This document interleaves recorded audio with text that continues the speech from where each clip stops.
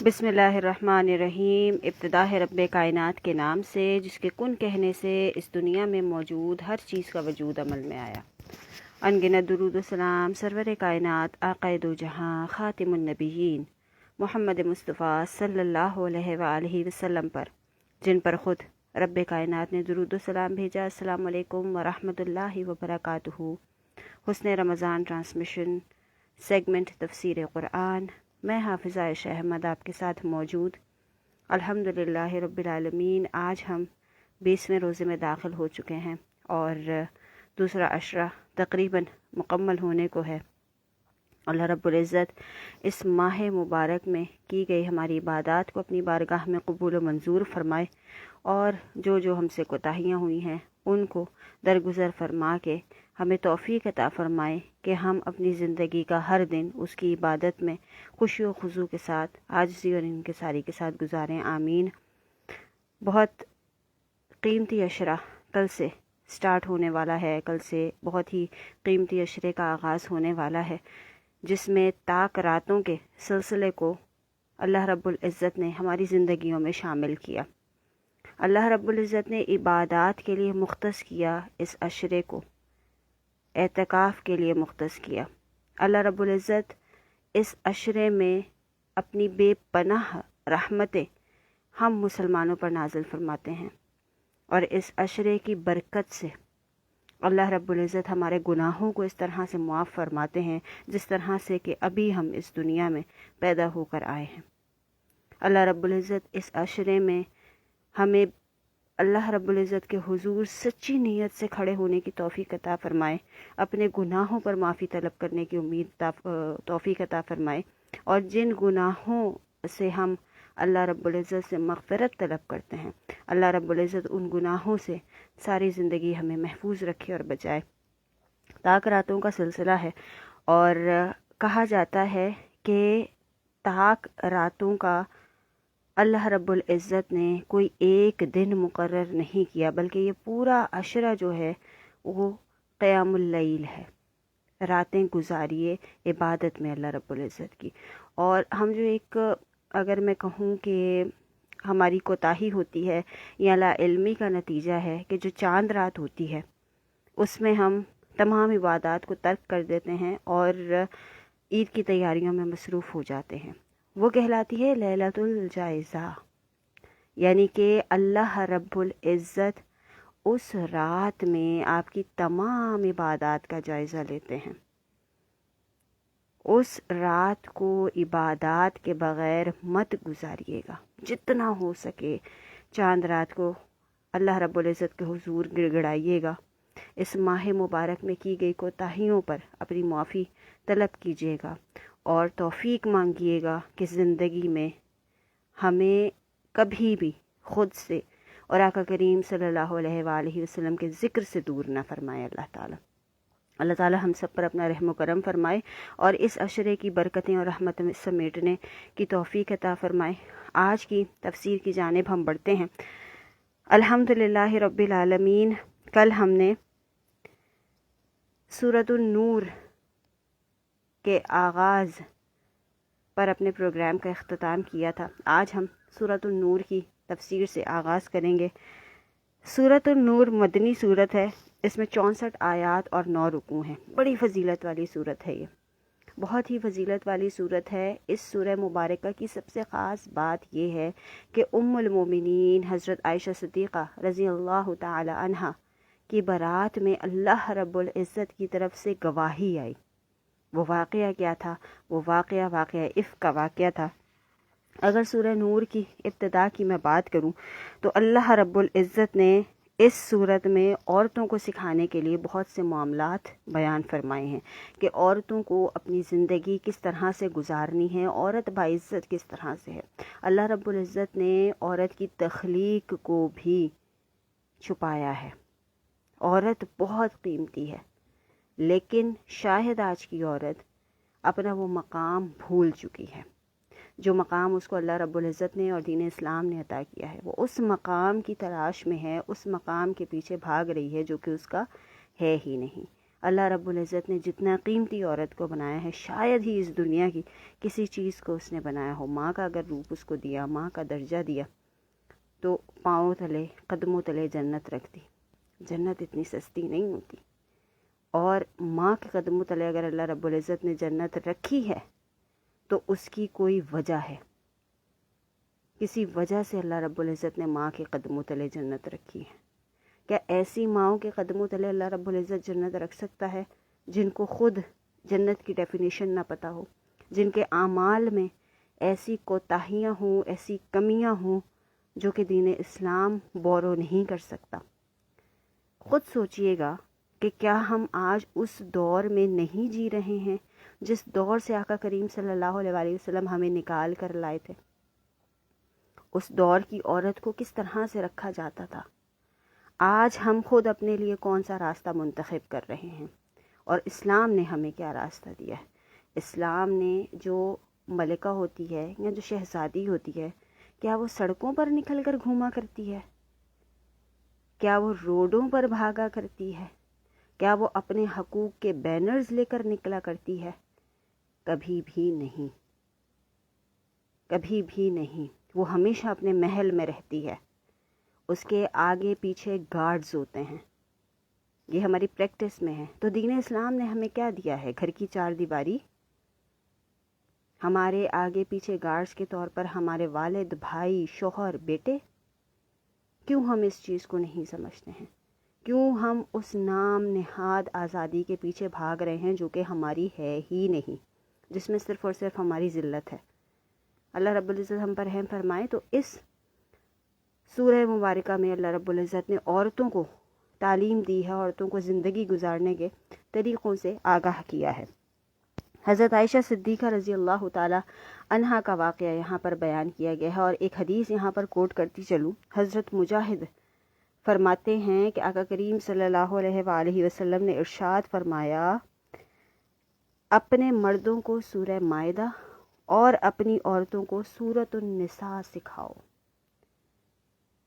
یعنی کہ آقا کریم صلی اللہ علیہ وآلہ وسلم کس بنا پر فرما کر گئے ہیں کہ کون سی ایسی ٹیکنیکس ہیں سورہ مبارکہ میں جو کہ سیکھنا سب کے لیے لازمی ہے۔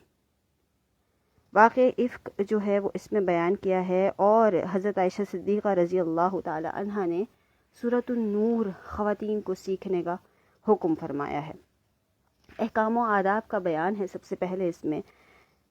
اللہ رب العزت نے اس سورہ مبارکہ میں زنا کرنے والوں کا اور زانیوں کا جو سزا ہے اس کو متعین فرمایا ہے، اس کے حوالے سے بیان فرمایا ہے، اور ان ڈیٹیل فرمایا ہے کہ اگر زانی غیر شادی شدہ ہوگا تو اس کو 100 کوڑے مارے جائیں گے، اگر زانی شادی شدہ ہوگا تو اس کو رجم کی سزا یعنی کہ پتھر مارنے کی سزا دی جائے گی۔ ہمارا معاشرہ آج بگاڑ کا شکار کیوں ہے؟ کیا کبھی ہم نے یہ سوچا ہے؟ ہم نے اسلامی تعلیمات کو کہیں بہت پیچھے چھوڑ دیا ہے۔ رحم ہمارے اسلام سے زیادہ کہیں بھی نہیں ملتا۔ اگر ہمارا اسلام کوئی سزا متعین کر رہا ہے تو ہم کون ہوتے ہیں اس میں کمی اور بیشی کرنے والے؟ ہم کون ہوتے ہیں رحم کرنے والے؟ کیا اللہ رب العزت سے زیادہ رحیم ہے ہم؟ نعوذ باللہ۔ اللہ رب العزت کی ذات سے زیادہ رحیم کوئی ذات نہیں ہے۔ پھر ہم کون ہوتے ہیں اپنی مرضی سے سزاؤں کا تعین کرنے والے؟ اللہ رب العزت نے ایک چیز قرآن کریم میں بیان فرما دی اور بتا دیا کہ اگر یہ گناہ ہے تو اس کی سزا یہ ہے۔ کیا ہم دنیا میں نام نہاد رحم دے کر آخرت میں سزا کا مستحق ٹھہرا رہے ہیں، جس کی سزا کبھی ختم ہی نہیں ہوگی، یا جس کی سزا میں کبھی کوئی کمی اور بیشی ہی نہیں ہو سکتی؟ یہ چیز ہمیں سوچنے کی بہت زیادہ ضرورت ہے۔ اور اگر گنہگار کو اس کے گناہ کی سزا مل جائے تو بہت سے لوگ اس گناہ سے بچ جاتے ہیں۔ ہماری یہ سوچ بالکل ختم ہو گئی۔ گناہ میں تواتر کیوں آ رہا ہے؟ کیونکہ سب کو پتہ ہے ہمیں اس کی سزا نہیں ملنی۔ ایک کامن سا فیکٹ ہے، اگر کوئی شخص کوئی غلط حرکت کرتا ہے، ہم کہتے ہیں یار سائیکو ہوگا، نفسیاتی مریض ہے، بڑے مسئلے مسائل ہیں اس کے ساتھ. جڑ کہاں سے پکڑنی ہے ہمیں؟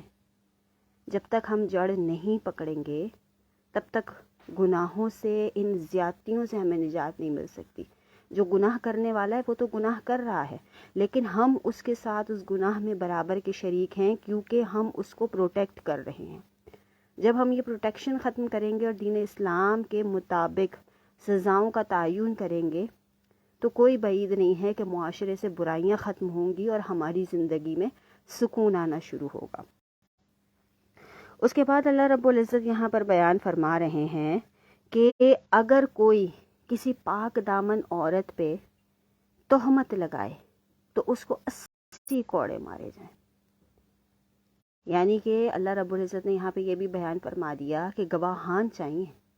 کوئی بھی آپ بات کر رہے ہیں، کوئی بھی آپ مسئلہ آپ کو درپیش ہے، کسی سے آپ کی ذاتی اناج چل رہی ہے، اس پر آپ کو گواہ چاہیے کہ اس نے یہ غلط حرکت کی ہے.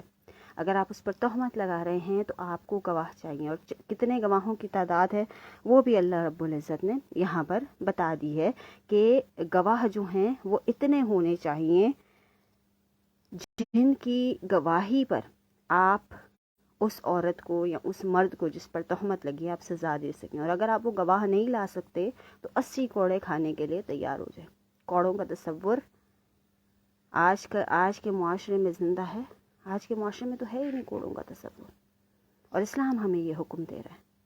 ہم جس پہ دل چاہتا ہے، جس کی بیٹی پہ دل چاہتا ہے، ہم تہمت لگا دیتے ہیں، ہم انگلیاں اٹھا دیتے ہیں. بہت سے ایسے لوگ ہیں جو کہ اپنی بہوؤں کو گھر سے نکالنے کے لیے اقدام اٹھاتے ہیں. بہت سے ایسے لوگ ہیں جو کہ رشتوں کو ختم کرنے کے لیے اقدام اٹھاتے ہیں. بہت سے ایسے لوگ ہیں جو کہ حسد کی بنیاد پر یہ اقدام اٹھاتے ہیں. اس گناہ کا خاتمہ کیسے ہو سکتا ہے وہ اسلام ہمیں بتا رہا ہے. لیکن ہماری اسلام سے دوری ہمیں ان تمام چیزوں میں الجھا دیا ہے اس نے، اور برائیاں جو ہیں وہ جڑ پکڑتی جا رہی ہیں. برائی کی جڑ کو ختم کرنا ہوتا ہے، برائی کو اس کے علاوہ کبھی بھی ختم نہیں کیا جا سکتا. اس کے بعد اللہ رب العزت یہاں پر واقع افک بیان کر رہے ہیں کہ پہلے زمانے میں کیا ہوتا تھا. غزوات میں آقا کریم صلی اللہ علیہ وآلہ وسلم کی ازواج کے نام کے قرعے ڈالے جاتے تھے، اور جن کے نام کا قرعہ نکلتا تھا وہ آقا کریم صلی اللہ علیہ وآلہ وسلم کے ساتھ سفر کیا کرتی تھیں. آقا کریم صلی اللہ علیہ وآلہ وسلم ایک جگہ تشریف لے جا رہے تھے. حضرت عائشہ صدیقہ رضی اللہ تعالی عنہا کے نام کا قرعہ نکلا. حضرت عائشہ آپ کے ساتھ سفر پر رواں دوا تھی کہ راستے میں کہا جاتا ہے کہ حضرت عائشہ بہت چھوٹی عمر کی تھیں، اور پالکی اس زمانے میں ایک بنائی جاتی تھی جس کے اندر ازواج مطہرات کو بٹھایا جاتا تھا، یعنی کہ پردہ جو تھا وہ اس طرح سے تھا. حضرت عائشہ صدیقہ رضی اللہ تعالی عنہا بہت دبلی پتلی سی تھیں، اور ان کا جو یعنی کہ اگر وہ بیٹھی بھی ہوتی اندر تو پتہ نہیں چلتا تھا کہ کوئی بیٹھا ہوا ہے یا نہیں بیٹھا ہوا پالکی کے اندر. حضرت عائشہ صدیقہ کہتی ہیں کہ قافلے نے ایک جگہ پڑاؤ ڈالا اور وہاں سے روانگی کا وقت ہوا تو مجھے واش روم جانے کی ضرورت محسوس ہوئی. اب میں وہاں سے واش روم گئی، اور واش روم سے جب واپس آ رہی تھی تو مجھے لگا کہ میرا ہار جو ہے وہ گلے سے کہیں گر گیا ہے. میں نے یہ سوچا کہ ابھی تو قافلہ جانے میں، قافلہ گزرنے میں ٹائم ہے، میں اپنا ہار ڈھونڈ لیتی ہوں. وہ ہار ڈھونڈتے ڈھونڈتے ان کو دیر ہو گئی، اور اتنی دیر میں وہ قافلہ جو ہے وہ روانہ ہو گیا. قافلہ روانہ ہو گیا. اب حضرت عائشہ صدیقہ نے جب دیکھا تو قافلہ تو وہاں تھا نہیں. اب وہ وہیں پر اپنی چادر اوڑھ کر ایک جگہ پر بیٹھ گئیں. آقا کریم صلی اللہ علیہ وآلہ وسلم جب قافلہ گزر جاتا تھا تو ایک شخص کو، ایک صحابی کو متعین کر دیتے تھے کہ اس جگہ کا جائزہ لے کر آئیں کہ کوئی چیز تو نہیں رہ گئی ہے یا کوئی مال تو نہیں چھوٹ گیا کسی کا. تو اس دن حضرت مستح کی ڈیوٹی جو ہے وہ لگی تھی. وہ آئے، انہوں نے دیکھا کہ چادر میں جو ہیں وہ حضرت عائشہ صدیقہ رضی اللہ تعالیٰ عنہا وہاں بیٹھی ہوئی ہیں، اور حضرت عائشہ کہتی ہیں کہ وہاں بیٹھے بیٹھے مجھے نیند آنی شروع ہو گئی، یعنی کہ ایک طرح سے ان کی آنکھ لگ گئی. اب انہوں نے آ کے انا للہ و انا الیہ راجعون کہا. ان صحابی نے، حضرت عائشہ کی آنکھ کھلی، انہوں نے اپنا اونٹ بٹھایا اور حضرت عائشہ کو اس پر سوار کیا اور قافلے کی طرف روانہ ہو گئے۔ دوپہر کا وقت تھا، وہ قافلے میں جا ملے تو وہاں پر منافقین کا جو سردار تھا عبداللہ بن ابی، اس نے کچھ مسلمانوں کے ساتھ، کچھ مسلمانوں کے سامنے، کہا جاتا ہے کہ جن کا یعنی کہ تھوڑا سا تذبذب کا جو شکار ہو گئے، حضرت عائشہ صدیقہ رضی اللہ تعالی عنہ پر نعوذ باللہ تہمت لگائی۔ حضرت عائشہ صدیقہ کو اس حوالے سے علم نہیں تھا۔ اب جب وہ واپس مدینہ آئے تو حضرت عائشہ صدیقہ کہتی ہیں کہ سفر کی تھکان کی وجہ سے اور موسم کی تبدیلی کی وجہ سے وہ بیمار ہو گئی اور تقریباً 1 ماہ بیمار رہی۔ اب باہر کیا ہو رہا ہے ان کو نہیں آئیڈیا اس چیز کا۔ حضرت عائشہ صدیقہ رضی اللہ تعالی عنہ فرماتی ہیں کہ حضور صلی اللہ علیہ وآلہ وسلم کا جو بیہیویئر ہے وہ تھوڑا سا مجھ سے چینج ہوا، یعنی کہ وہ صرف آتے میرا حال چال پوچھتے اور چلے جاتے۔ ان کو یہ چیز فیل ہوئی۔ کہہ رہی ہیں ایک دفعہ، یعنی کہ اس زمانے میں واش رومز جو تھے وہ گھر کے باہر بنے ہوئے ہوتے تھے، واش رومز گھر کے اندر موجود نہیں ہوتے تھے، تو ان کے ساتھ ایک خاتون ان کی خدمت کے لیے ہوا کرتی تھی۔ حضرت عائشہ نے کہا کہ طبیعت کچھ بہتر ہوئی تو میں نے یعنی کہ ان جو میرے ساتھ خاتون ہوتی تھی ان سے کہا کہ واش روم کی طرف جانا ہے، اور واش روم کی طرف جب گئیں تو ان کو آئیڈیا ہوا کہ میرے خلاف یہ سازش ہو رہی ہے، یہ باتیں کی جا رہی ہیں۔ اب حضرت عائشہ کہتی ہیں کہ میری طبیعت مزید نڈھال ہونا شروع ہو گئی اور میں اسی طرح سے واپس آ گئی۔ آقا کریم صلی اللہ علیہ وآلہ وسلم تشریف لائے اور میں نے ان سے اجازت چاہی کہ اپنے پیرنٹس کے گھر جانا چاہتی ہوں۔ حضرت ابوبکر صدیق رضی اللہ تعالیٰ عنہ ان کے والد تھے، تو حضور صلی اللہ علیہ وآلہ وسلم نے اجازت عطا فرما دی۔ اب حضرت عائشہ وہاں گئیں تو حضرت ابوبکر صدیق اور ان کی والدہ ام رومان کی حالت بھی بہت زیادہ یعنی کہ شدید تکلیف میں تھے اپنی بیٹی کے حوالے سے اس طرح کی باتیں سننے میں۔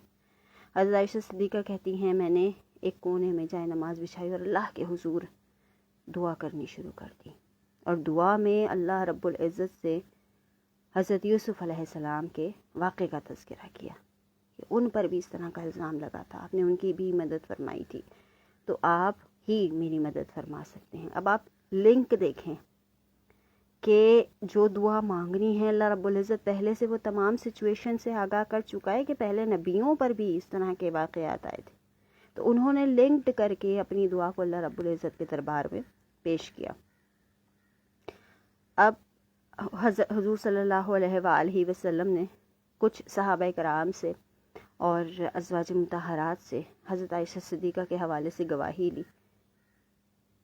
انہوں نے بڑے زبردست انداز میں گواہی دی، اور حضرت علی کرم اللہ وجہ الکریم کا قول بڑا مشہور ہے کہ اللہ رب العزت آقا کریم صلی اللہ علیہ وآلہ وسلم کے نعلین پاک پر نجاست نہیں لگنے دے سکتا، تو آپ کے بستر پر ایک ناپاک بیوی کیسے آ سکتی ہے؟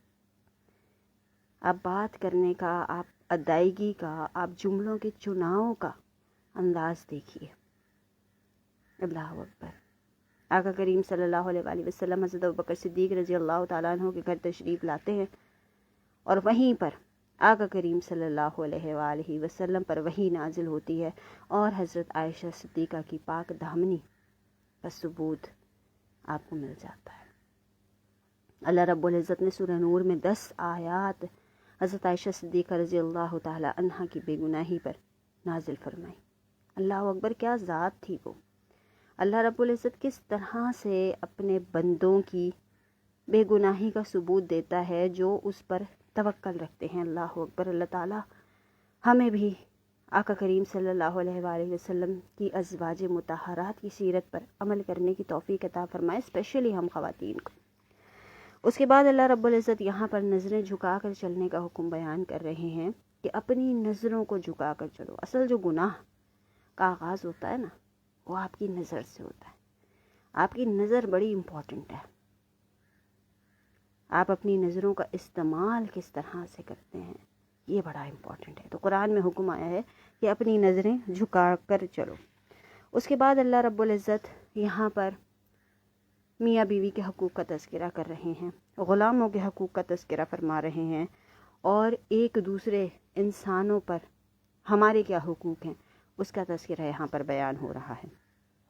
اللہ رب العزت فرما رہے ہیں حرام ذریعہ معاش کیا ہے۔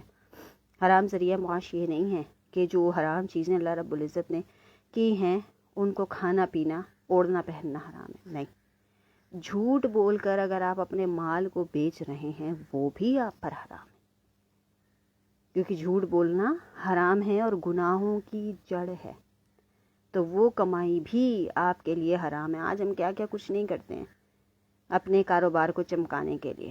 امام ابو حنیفہ رحمۃ اللہ علیہ کپڑے کا کاروبار کیا کرتے تھے، اور کبھی بھی رات کے اندھیرے میں وہ کپڑا نہیں بیچا کرتے تھے کہ کہیں کوئی عیب اگر اس میں نکل آیا تو یہ کمائی میرے لیے حرام ہو جائے گی۔ اللہ اکبر!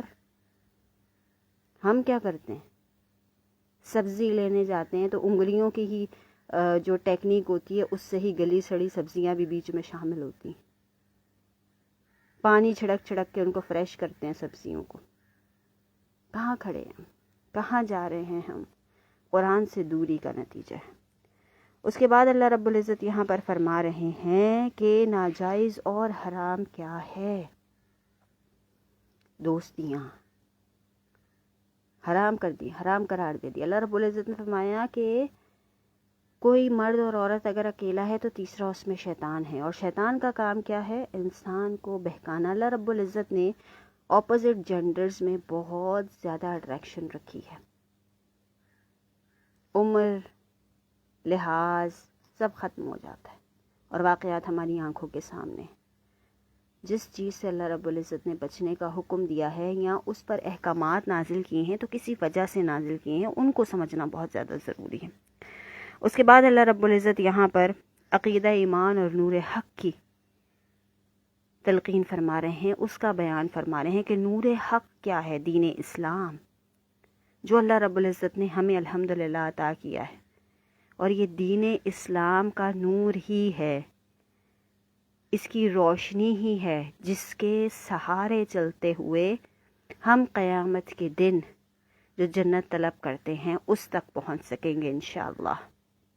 بڑے زبردست انداز میں اللہ رب العزت نے یہاں پر بیان فرمایا ہے، اور ایک قول میں یہاں پر بیان فرماؤں گی یحییٰ بن سلام کا۔ کہتے ہیں مومن کا دل حق کو بیان کیے جانے سے پہلے ہی حق کو پہچان رہا ہوتا ہے، کیونکہ اس کا دل پہلے ہی سے حق کے موافق ہوتا ہے۔ نفس مطمئنہ کا تذکرہ ہے یہاں پر۔ جب آپ کا نفس اللہ رب العزت کی ذات سے مطمئن ہو جاتا ہے تو جب آپ کو حق کی بات بتائی جاتی ہے آپ اس پر منوعاً ایمان لے آتے ہیں، آپ کو وہ پہلے سے ہی سکون دے رہی ہوتی ہے۔ اکثر ایسا ہوتا ہے نا کہ ہم کسی کی مدد کرتے ہیں تو ہمیں دلی طور پر بڑا سکون ملتا ہے، ایک عجیب سی فیلنگ آ رہی ہوتی ہے ہمارے اندر، تو یہی وہ اللہ رب العزت کا پیغام ہے، یہی وہ اللہ رب العزت کی ذات نے ہمارے دل میں چیزوں کو القاء کیا ہوا ہے، پیدا فرمایا ہوا ہے کہ کس چیز سے ہمیں سکون ملتا ہے اور کس چیز سے نہیں ملتا۔ ایک گلاس میں ہم پانی ڈالتے ہیں تو اس گلاس میں پانی کی لمٹ ہوتی ہے نا، اس سے زیادہ ڈالیں گے تو وہ باہر نکلنا شروع ہو جائے گا۔ اسی طرح سے اللہ رب العزت نے دل میں بھی پورشنز بنائے ہیں، اپنی محبت کا حصہ ہے، دنیا کی محبت کا حصہ ہے، کسی انسان کی محبت کا حصہ ہے۔ تو جب ہم اس کو اوور کرنے کی کوشش کریں گے، دوسرے انسان اللہ رب العزت کی محبت کے خانے میں ہی ہم دنیا کی محبت کو بھرنا شروع کر دیں گے تو وہ تو بہنا شروع ہو جائے گی اور اس کی پھر جگہ کوئی نہیں ہوگی، اور بے سکونی ہمارا مقدر بنے گی۔ تو اللہ رب العزت نے اس بات کو بھی یہاں پر بیان فرما دیا ہے۔ اس کے بعد اللہ رب العزت منافقین کی نشانیوں کو یہاں پر بیان کر رہے ہیں اور ان سے بچنے کا حکم اللہ رب العزت ہمیں دے رہے ہیں۔ اس کے بعد اجتماعی اور معاشرتی زندگی کے حوالے سے یہاں پر احکامات کو بتایا گیا ہے کہ کچھ پردے کے احکامات بتائے گئے ہیں کہ جب آپ قیلولہ کریں، جب آپ آرام کریں گے، رات کو سونے لگیں تو کن کن چیزوں کا آپ کو حکم ہے، کن کن وقت میں اجازت لے کر آپ کو کسی کے کمرے میں داخل ہونا ہے۔ جب آپ کے بچے جو ہیں وہ ایج میں بڑے ہو جائیں تو کس طرح سے ان کے بستر الگ کر دینے چاہیے۔ اور اللہ رب العزت یہاں پر فرما رہے ہیں کہ جب خواتین جو ہیں نکاح کی عمر میں ہوں، یعنی کہ ایسی عمر ہو کہ ان کے لیے لوگوں کا اٹریکٹ ہونا بہت زیادہ آسان ہو، تو پردے کے کس طرح کے احکامات ہیں، اور جب ان کی عمر گزر جائے تو پردہ کس حد تک ان کو کرنا ہے، پورے احکامات جو ہیں وہ اللہ رب العزت اس سورہ میں بیان فرما رہے ہیں۔ اور سورت کے اختتام پر اللہ رب العزت فرما رہے ہیں کہ ساری کائنات اللہ کی قدرت اور علم کے ماتحت ہے۔ اللہ رب العزت ہر چیز کے بہتر جاننے والے ہیں، اور ہر چیز پہ جو اس کو حکم دینا ہوتا ہے، جو کام کروانا ہوتا ہے، وہ کن کہتے ہیں، اور کن کہنے سے وہ فیکون ہو جاتا ہے، یعنی کہ وہ کام ہو جاتا ہے۔ یہاں پر سورہ نور کا اختتام ہوتا ہے۔ بڑھتے ہیں ہم سورہ فرقان پارہ نمبر 19 کی طرف۔ سورہ فرقان مکی صورت ہے، اس میں 77 آیات اور 6 رکوع ہیں، اور اس صورت کی ابتدا قرآن عظیم کے ذکر سے ہوئی ہے۔ قرآن عظیم کی حقانیت، اس کی صداقت کا ذکر جو ہے وہ اس صورت میں موجود ہے۔ مشرکین نے کچھ اعتراضات کیے تھے آقا کریم صلی اللہ علیہ وآلہ وسلم پر، جو کہ ہم پیچھے بھی پڑھتے چلے آ رہے ہیں کہ یہ قرآن جو ہے یہ اللہ کا کلام نہیں ہے، یہ آقا کریم صلی اللہ علیہ وآلہ وسلم کا نعوذ باللہ خود بنایا ہوا کلام ہے۔ تو اللہ رب العزت نے اس چیز کو یہاں پر رد فرمایا ہے، اور آقا کریم صلی اللہ علیہ وآلہ وسلم کو بنی اسرائیل کی اگزامپل دیتے ہوئے بیان فرمایا ہے کہ موسیٰ علیہ السلام سے بھی ان کی قوم نے اسی طرح کے سوالات کیے تھے۔ تو آپ ان سوالات سے پریشان نہ ہوں، یہ صرف آپ کو آپ کے ٹریک سے، آپ کے مقصد سے ہٹانے کی کوشش کر رہے ہیں، لیکن آپ نے ثابت قدمی کے ساتھ اپنے مقصد کو پورا کرنا ہے۔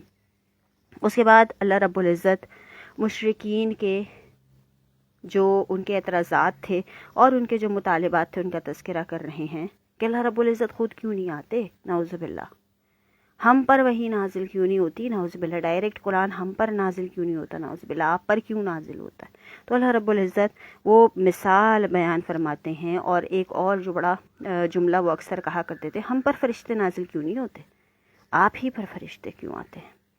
تو اللہ رب العزت ان کے مطالبات کا جواب دے رہے ہیں کہ فرشتے تمہیں تب نظر آئیں گے جب یہ تمہاری روح قبض کرنے کے لیے آئیں گے، ایسے تو تمہیں یہ فرشتے نظر نہیں آتے، اور تم ان کو دیکھ لینا، بلکہ تم ان کو نہیں دیکھ پاؤ گے اور ان سے دور بھاگو گے اپنے اعمال کی وجہ سے۔ کہا جاتا ہے کہ جب روح قبض کرنے حضرت اسرائیل علیہ السلام تشریف لاتے ہیں تو جو مشرک اور کافر ہوتا ہے اس کے لیے بڑی خوفناک شکل میں تشریف لاتے ہیں، اور وہ بہت ڈر کے بھاگنا شروع ہوتا ہے، اس کی روح بھاگتی ہے، اور جب اس کی روح کھینچی جاتی ہے تو ایسا لگتا ہے جیسے کانٹوں پر ایک ململ کا کپڑا ڈال دیا ہے، وہ جس طرح سے چر چر ہو کے وہ کھینچا جاتا ہے، وہ کیفیت ہوتی ہے۔ اللہ رب العزت ہمارے حال پر رحم فرمائے، اور ہماری موت کے وقت اللہ رب العزت آسانی پیدا فرمائے ہمارے لیے۔ اس کے بعد اللہ رب العزت یہاں پر قرآن کو چھوڑنے کی صورتیں بیان فرما رہے ہیں۔ امام ابن قیم رحمۃ اللہ علیہ فرماتے ہیں کہ قرآن کو چھوڑنے کی کئی صورتیں ہیں۔ پہلی یہ کہ قرآن کو نہ سننا، اس پر ایمان لانا۔ دوسری یہ کہ پڑھتا بھی ہو انسان، ایمان بھی رکھتا ہو، لیکن اس پر عمل نہ کرتا ہو۔ تیسرا یہ کہ زندگی کے معاملات اور تنازعات میں اس کے حکم کو نہ مانے۔ چوتھا یہ کہ اس کی معافی میں غور و تدبر نہ کرے۔ پانچواں یہ کہ قلبی امراض سے اس کو شفا نہ ملے۔ سوچیں، یہ تمام چیزیں ہم میں موجود نہیں ہیں آج کے دور میں۔ ہم قرآن پاک کو پڑھتے تو ہیں، سنتے تو ہیں، لیکن اس پر عمل نہیں کرتے، اسی لیے ہمارے قلب کو، ہمارے دل کو سکون نہیں ملتا۔ اللہ رب العزت قرآن کی محبت ہمارے دل میں پیدا فرما دے۔ اس کے بعد اللہ رب العزت یہاں پر قرآن ایک ہی دفعہ میں کیوں نازل نہ ہوا، اس کی حکمتیں بیان فرما رہے ہیں۔ پہلی حکمت یہ ہے کہ آقا کریم صلی اللہ علیہ وآلہ وسلم کیونکہ امی تھے، پڑھے لکھے نہیں تھے، پڑھنا لکھنا نہیں جانتے تھے، اس لیے قرآن ایک وقت میں نازل نہیں ہوا۔ دوسرا یہ کہ مشرکین مکہ کا جو رویہ تھا آقا کریم صلی اللہ علیہ وآلہ وسلم کے ساتھ، تو حضور صلی اللہ علیہ وآلہ وسلم کو حضرت جبرائیل امین کے ذریعے سے تسلی دی جاتی تھی۔ آپ موٹیویٹڈ رہتے تھے جب جبرائیل امین آپ پر وحی لے کر آتے تھے، تو وہ بار بار اللہ رب العزت کا ایک تعلق، ایک ملاقات جو تھی اس وجہ سے۔ تیسرا یہ کہ جو سچویشن جس وقت ہوتی تھی اس سچویشن کے لحاظ سے سوراز جو ہیں ان کا نزول ہوتا تھا۔ یہ وجوہات کچھ اللہ رب العزت نے یہاں پر بیان فرمائی ہیں، اور آقا کریم صلی اللہ علیہ وآلہ وسلم سے اللہ رب العزت یہاں پر عباد الرحمن کی صفات کو بیان کر رہے ہیں اس صورت کے آخر میں، کہ عباد الرحمن جو ہیں اللہ رب العزت کے خاص بندے، ان میں کیا کیا کوالٹیز ہوتی ہیں۔